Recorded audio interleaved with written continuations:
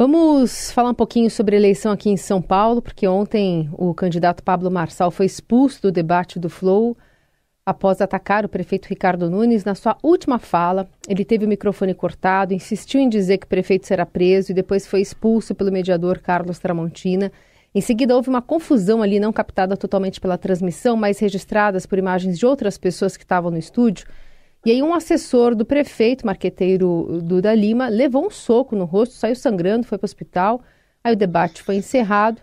E a gente vai ouvir um trecho das manifestações, tanto do debate como pós dele, de Ricardo Nunes e Pablo Marçal.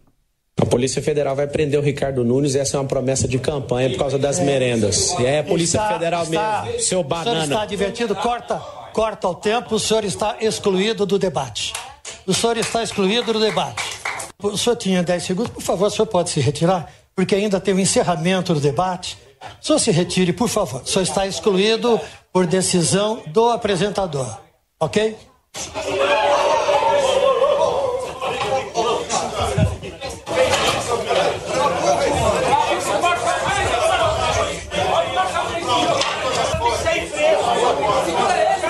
Ele avançou, agrediu o integrante da minha equipe e ele, na reação, acabou desferindo um soco contra ele. Infelizmente, as pessoas estão sem esse equilíbrio emocional na nossa sociedade, é o que eu falo todos os dias. Não era proibido a equipe gravar lá dentro, só que ele perdeu a inteligência emocional. Ele tomou um soco do nada, simplesmente do nada. Ele estava parado, se você ver os vídeos, o cara foi e deu um soco nele de uma forma agressiva, covarde. O agressor foi detido lá na hora.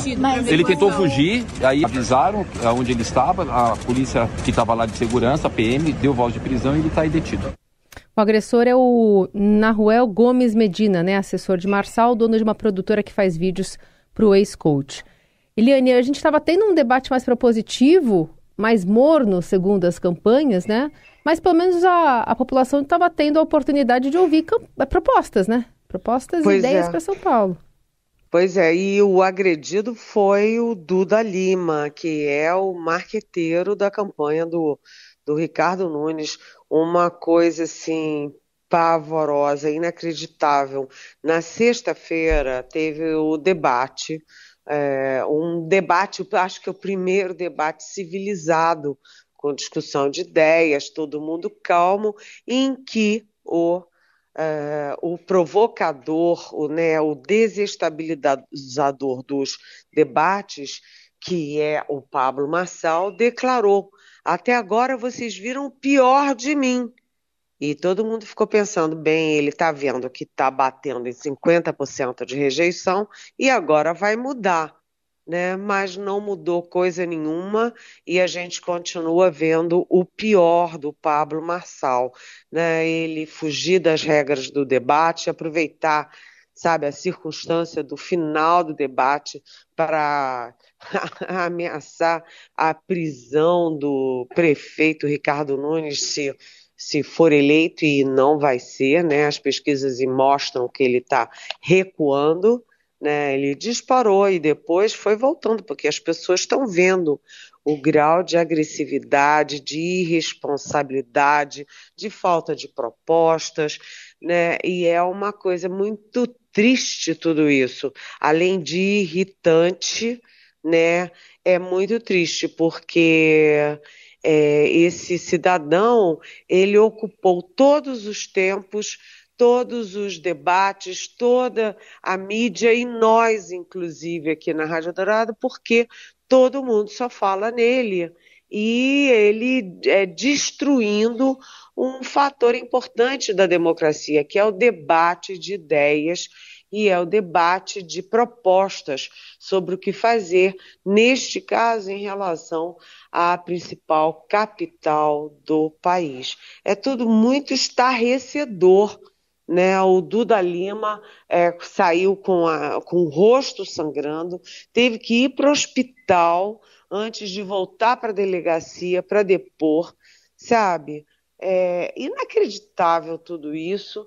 Não sei onde esse sujeito quer chegar, né? O que ele está pretendendo com tudo isso? A minha sensação é que ele é parte de todo um processo, de toda uma articulação para destruir a imagem dos políticos, da política, dos partidos, porque ele só entrou na campanha, não foi para ganhar nem para ser prefeito, ele entrou para desestabilizar e provocar.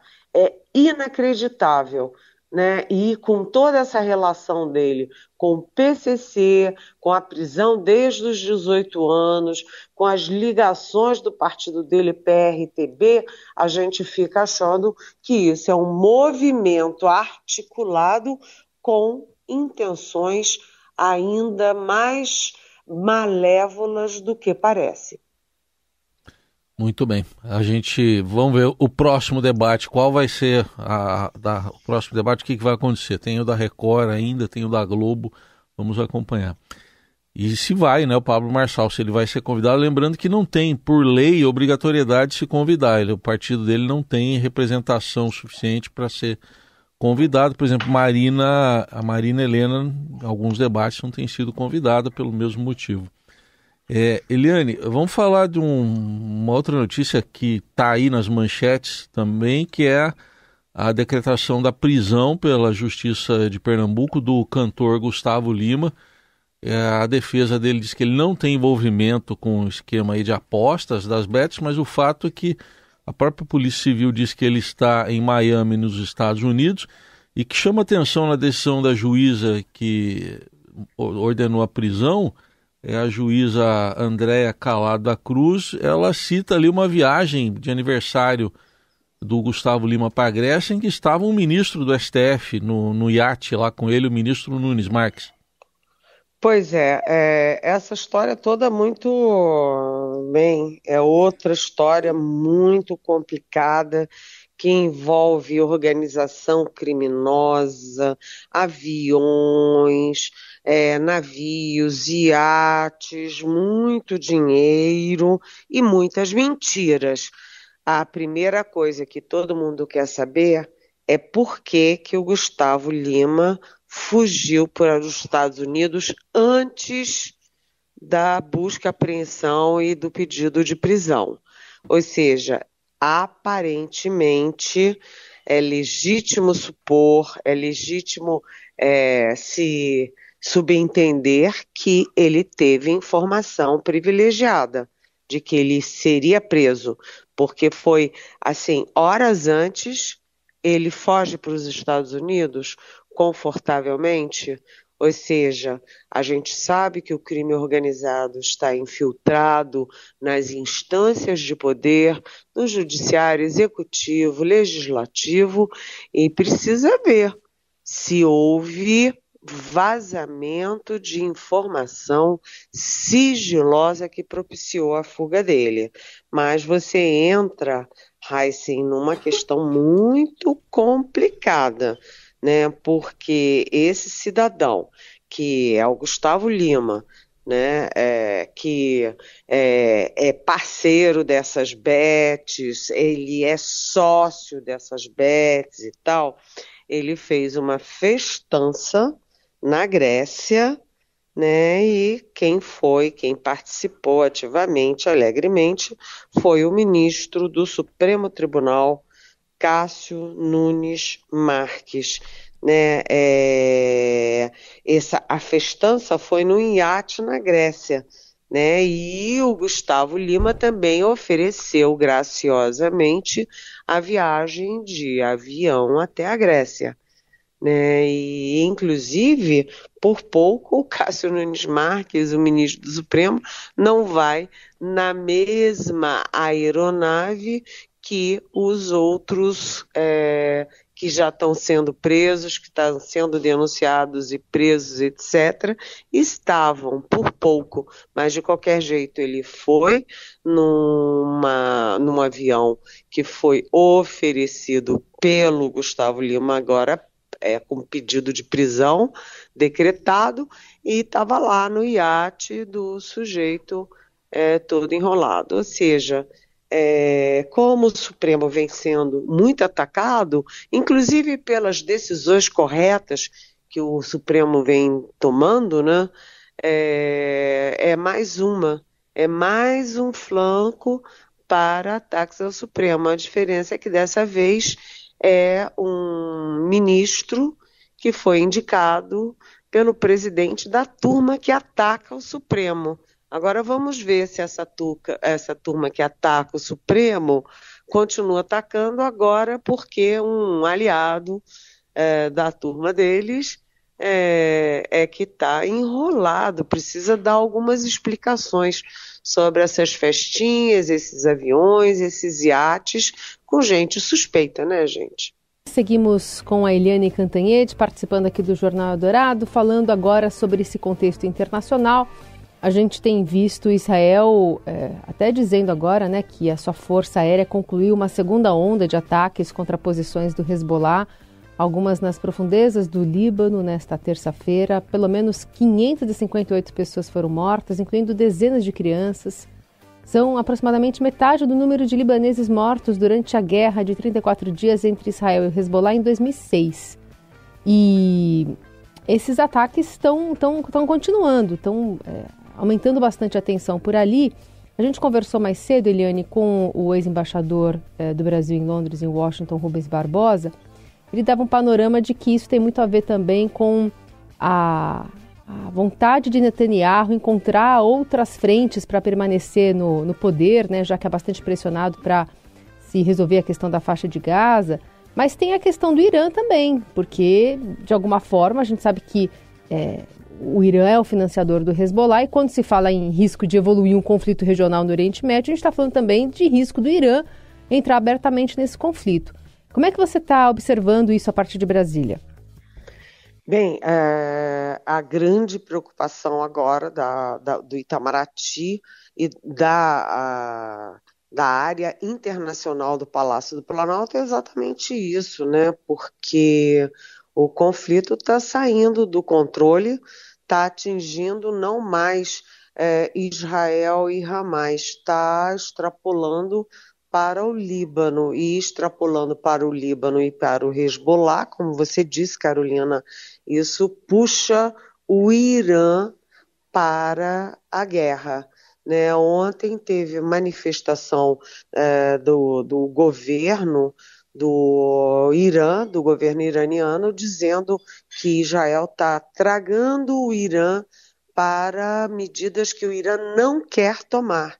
Ou seja, o Irã não quer ir para a guerra, mas a situação está ficando insustentável, porque, como você disse, já são 558 pessoas mortas, com 35 crianças, mais de 50 mulheres, né, 1.835 feridas até ontem, porque esse número continua aumentando, né, e o Hezbollah também está atacando o território israelense, né? O Brasil, né, é uma grande preocupação objetiva direta do Brasil é exatamente porque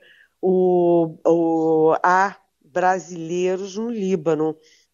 É o maior número de brasileiros naquela região, calculado ali em torno de 20 a 25 mil brasileiros, né? O Brasil tentou estimular que as pessoas, as famílias saíssem do Líbano, logo que começou o estremecimento, né, a disposição ali de Israel a atacar o Líbano com a história dos pagers, mas como tirar 25 mil pessoas de um país?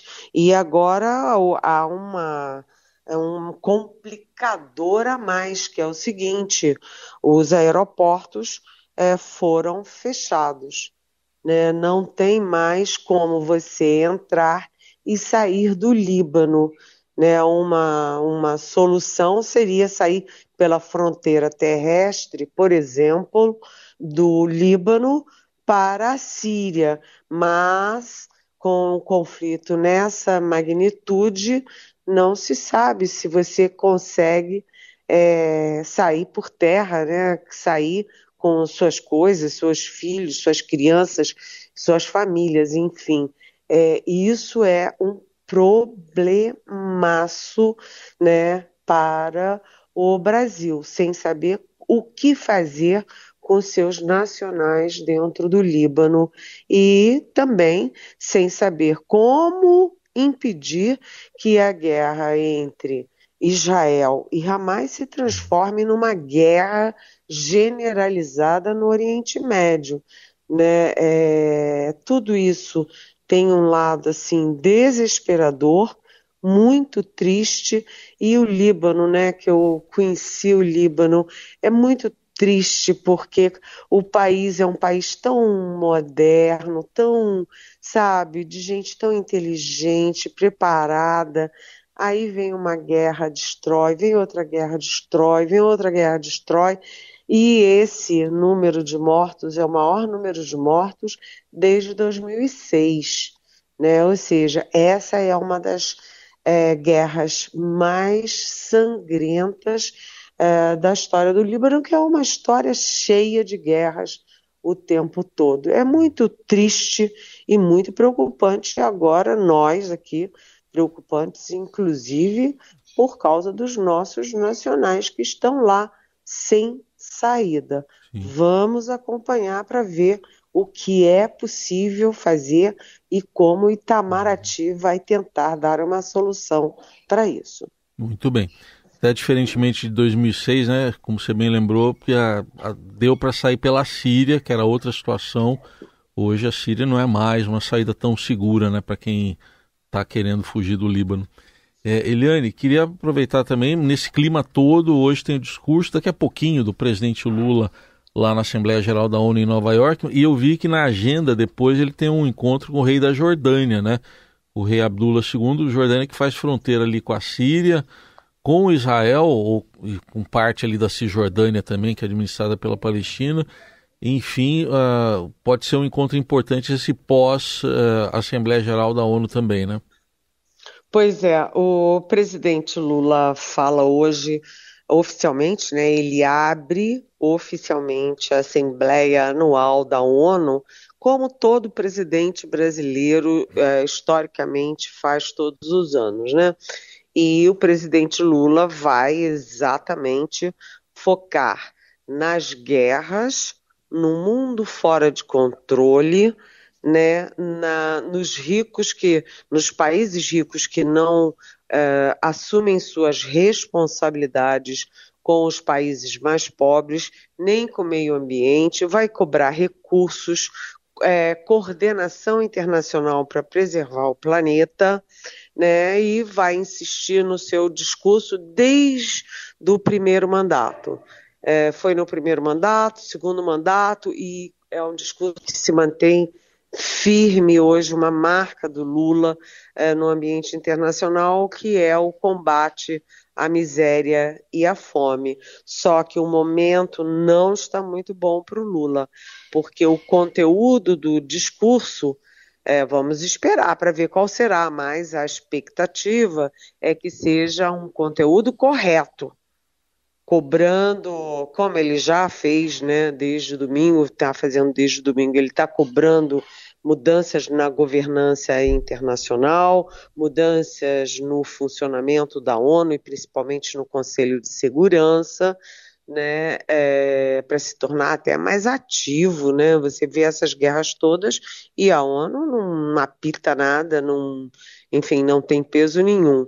E vai também insistir na questão do meio ambiente. Só que o Lula, né, ele começou o terceiro mandato com aquele slogan, né, o Brasil voltou, muita alegria, muita promessa, muita pretensão de mediar a guerra da Ucrânia com a Rússia, mediar a guerra de Israel com Hamas, e nada disso foi dando certo, foi furando, né, e por fim o Lula chega a Nova York, chamuscado pelas queimadas brasileiras. O Brasil é um líder na área ambiental, né? Isso é inegável. O Brasil tem uma legislação moderníssima, tem muito ao que mostrar ao mundo, mas se o Brasil pega fogo do jeito que pegou, com 60% do território nacional envolto em fumaça, né, com o Pantanal, o Cerrado e a Amazônia ameaçados e atacados pelo fogo, isso reduz muito, né, a credibilidade e a legitimidade do discurso do Lula, do presidente brasileiro nessa hora, né? E além disso, gente, cá para nós, né, com essa guerra no Oriente Médio, o mundo não está dando muita bola para o discurso do Lula na ONU, né? O mundo está muito mais preocupado com a ação de Israel e com a ameaça de contra-ataque do Irã. Então é um momento ruim para o Lula na ONU. Mas vamos torcer. Quanto ao encontro dele com a Jordânia, é importante, sim. Né? A Jordânia faz ali fronteira com Israel, no Cone Sul de Israel, ali na região de Eilat, que é um lugar muito bonito, de praia e tal. O Israel faz fronteira com a Jordânia. A Jordânia tem peso nessa história, mas o peso do Brasil está diminuindo muito pelas circunstâncias internacionais e pelas circunstâncias também internas dentro do Brasil.